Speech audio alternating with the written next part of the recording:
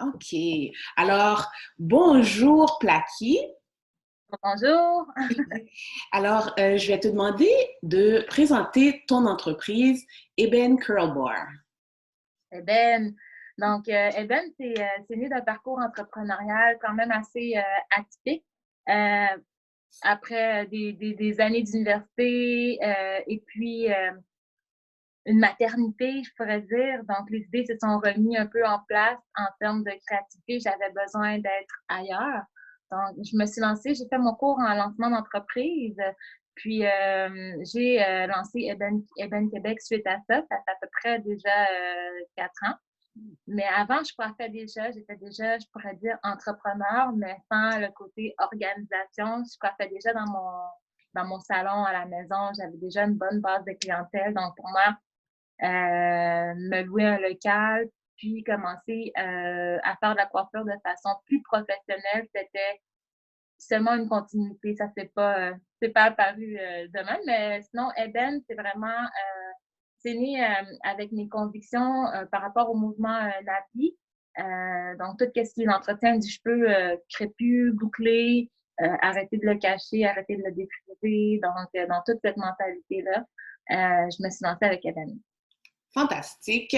Et moi, j'ai eu l'opportunité d'avoir tes produits et regardez-moi la classe. C'est tellement beau, tellement bien présenté, une vraie artiste dans tout ce qu'elle fait. C'est juste magnifique. Bravo. La touche de perles qu'il y a sur le bouton, Oui. de Alors, rendre pour quand on brasse, on a une brillance qui apparaît. Oui, C'est comme, oui, c'est ça juste s'appelle à l'intérieur, c'est de la poudre de mica. C'est vraiment des minéraux naturels là, qu'on met dedans. Ça vient ajouter à la brillance. C'est pas toxique, oui. la classe.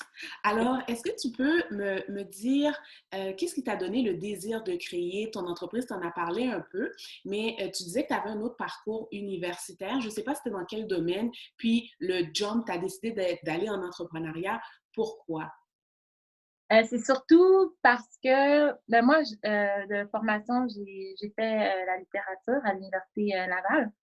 Puis sinon, de métier, de profession, je pourrais dire, j'ai exploré quand même assez beaucoup de domaines. Le domaine de la santé, le domaine des assurances, le domaine de la coiffure aussi.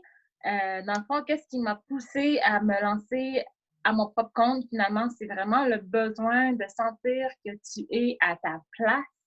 Parce que c'est vrai qu'on a des réalités différentes quand tu es la fille noire de l'étage ou la fille noire du département, toujours. Les gens marchent un peu sur des œufs pour venir te parler. C'est tout. Puis les conversations viennent toujours autour du même sujet, de tes cheveux, de ta peau ou tu sais, vous, les Noirs, on dirait que c'est comme la personne ressource ou référence tu sais, de la communauté noire sur ton étage, sur ton département et tout. Mais c'est de sentir que aussi c'est le besoin, le problème d'intégration des fois qui vient avec le besoin de se sentir en gang, mais en même temps, on est comme un peu mis à l'écart parce qu'on est noir. Je dis parce que je suis noire, mais j'aurais été obèse, ça aurait été la même chose. J'aurais été rousse, peut-être que j'aurais rencontré d'autres problèmes. Mais le besoin de sentir que j'ai ma place à moi, à travers la création de mon entreprise, à travers l'entrepreneuriat, je me suis créé ma place. Puis ça, c'est juste trop précieux pour moi. C'est beau, vraiment. Est-ce que tu pourrais me parler de tes peurs quand tu as voulu démarrer ton entreprise, puis les défis que tu rencontres encore en tant qu'entrepreneur? Côté peur, c'est sûr que chacun sa force, chacun sa faiblesse. Moi, ma force, c'est vraiment avec le service à la clientèle, tout ce qui me servir de mes mains, ça, c'est ma force. Après, en coiffure, c'est une belle force, en fait, c'est essentiel. Mais tout le côté paperasse, gestion, ça, c'est moins ma force, la comptabilité, ça, c'est moins des domaines forts pour moi.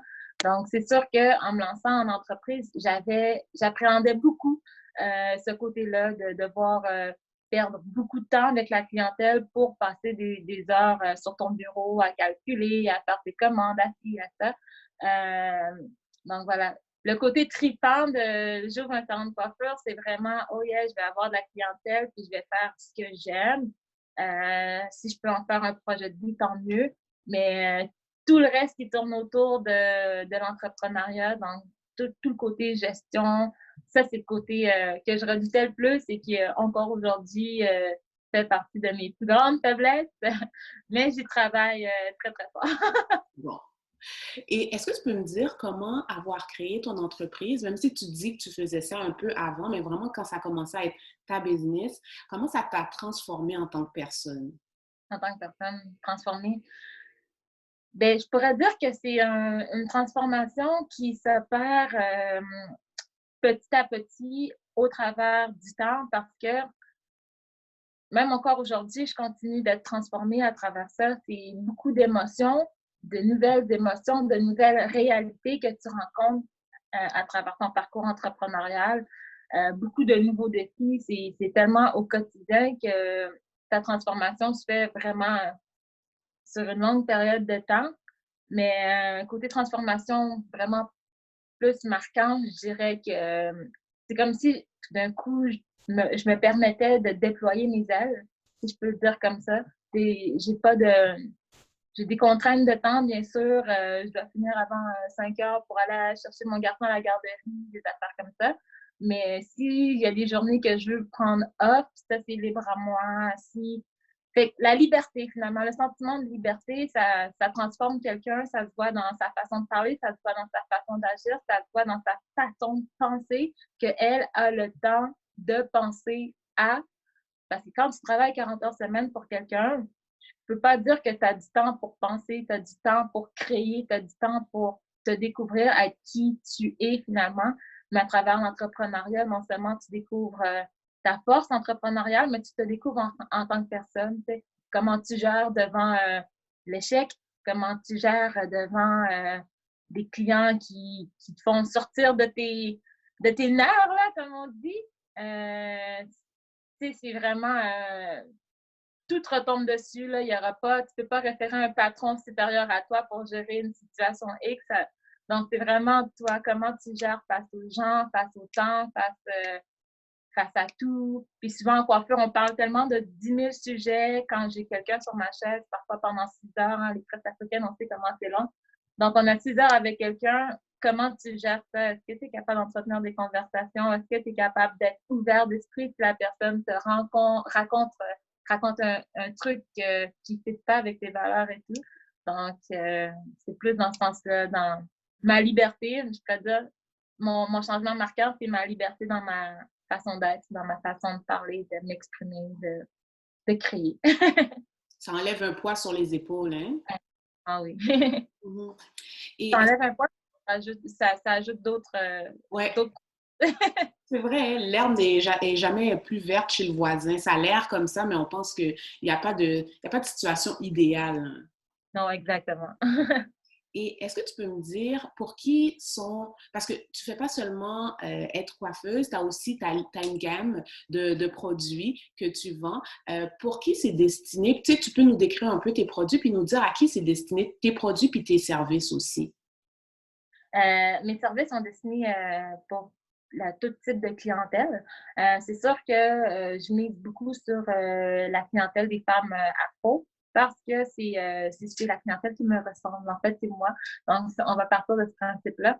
C'est sûr que j'attire plus cette clientèle-là, de plus en plus, en fait, parce que les femmes noires sont de plus en plus conscientes des problématiques reliées aux cheveux, aussi de tous les ingrédients néfastes qu'on met dans les produits. Puis, Dieu sait que les femmes noires consomment énormément de produits, que ce soit pour les cheveux, que ce soit pour la peau. Donc, côté service, j'ai une clientèle assez diversifiée, tout type de cheveux confondus. Donc, ça, c'est dit. Côté produits à cheveux, j'ai lancé un peu ma gamme de shampoings et de revitalisants solides et les huiles d'acheveux parce que, dans le fond, quand on a des dreadlocks, ma principale clientèle, c'est des gens avec des dreadlocks.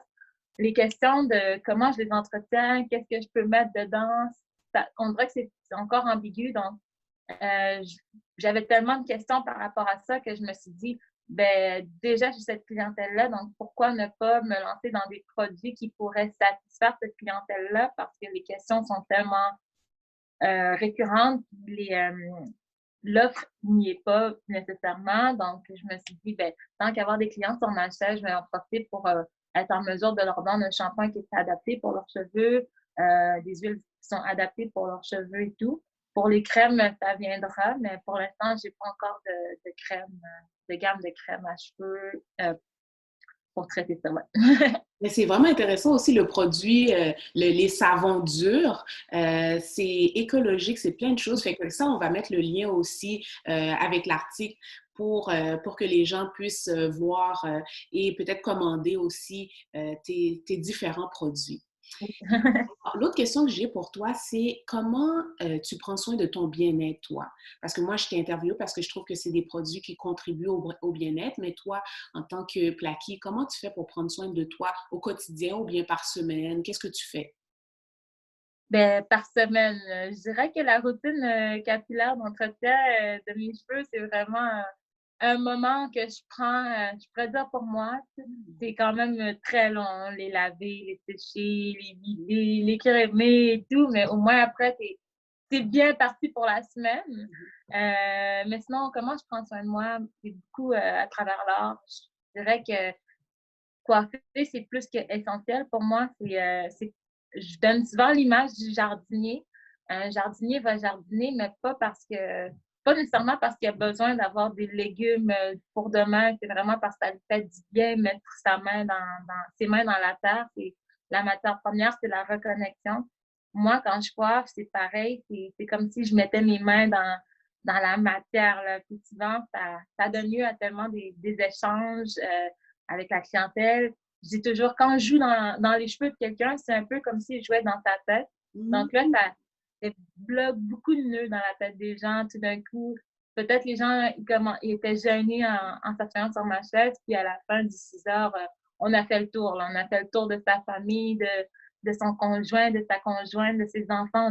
On a parlé de tout. Donc, c'est un peu dans ce sens-là que je démêle des nœuds dans la tête en même temps que je démêle des nœuds sur la tête. Mais c'est extrêmement thérapeutique pour moi, de un. Puis à travers l'art, je fais aussi de l'écriture poétique. Donc, de m'asseoir avec un crayon, papier, exprimer mes émotions sur papier. Ça fait longtemps que je le fais, puis jusqu'à aujourd'hui, c'est encore super thérapeutique pour moi. Ouais. Tout est dans l'expression de soi-même. Quand j'y pense, là, je m'écoute parler puis je me dis, avec les clients, ce que j'aime le plus, c'est justement cet échange-là d'humain à humain, de pouvoir s'exprimer, exprimer nos émotions par rapport à ça. Puis c'est la même chose avec l'écriture. Donc, je pourrais dire que c'est mes deux formes de thérapie. Ah, magnifique. Magnifique. Alors, ben, je te remercie, Plaki, pour cette entrevue, ce riche entretien. Et ce que je vais faire, c'est que je vais mettre le lien de ta plateforme, des différents liens pour les médias sociaux aussi. On va partager ça sur l'article. Puis, je te souhaite énormément de succès. Je voudrais savoir une dernière question. Ça serait quoi tes projets, un de tes rêves, tu sais, à long terme? Ça serait quoi un de tes grands rêves? Ben, présentement, je suis à la recherche d'une perle rare, une petite perle qui pourrait m'aider à prendre plus de clientèle parce que il arrive un moment où tu es un peu dépassé parce que tu peux plus avoir autant de clientèle parce que tu en as trop finalement. C'est un petit succès, mais en même temps, ça apporte une autre problématique. Donc oui, j'aimerais bien avoir une fille qui serait avec moi, par exemple à temps plein ou à temps partiel, pour qu'on puisse gérer ça mieux puis amener ça à un autre niveau.